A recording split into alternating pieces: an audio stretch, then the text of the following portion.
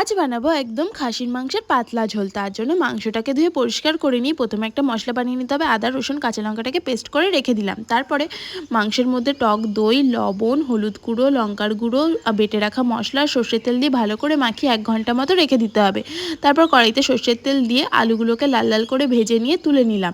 তারপর ওই তেলের মধ্যে ফোড়নে দিয়ে দিলাম 2টো তেজপাতা, 2টো শুকনো লঙ্কা, জিরে, 2টো এলাচ আর গোটা গরম মশলা দিয়ে পেঁয়াজগুলোকে লাল লাল করে ভেজে নিতে হবে। তারপর টমেটোটাকেও দিয়ে ভালো করে ভেজে নেওয়ার পরে মাংসগুলোকে দিয়ে দিলাম, দিয়ে ভালো করে কষিয়ে নিতে হবে। প্রায় 45 মিনিট মতো কষিয়ে নিয়েছিলাম। কষানো হয়ে গেলে আলুগুলোকে দিয়েও কিছুক্ষণ নাড়িয়ে নিলাম। নাড়িয়ে নেওয়ার পরে গরম জল দিয়ে দিয়েছিলাম। আমরা একটুখানি পাতলা পাতলা করবো বলে পাতলা বেশি জল দিয়ে দিয়েছিলাম। তোমরা যে যেরকম গ্রেভি খাবে সেরকম জল দেবে। তো ভালো করে সিদ্ধ করে নেওয়ার পরে ঢেকে আমি গরম মশলা দিয়ে নামিয়ে নিলাম। তারপরে ভাতের সাথেও নিয়ে নিয়েছি।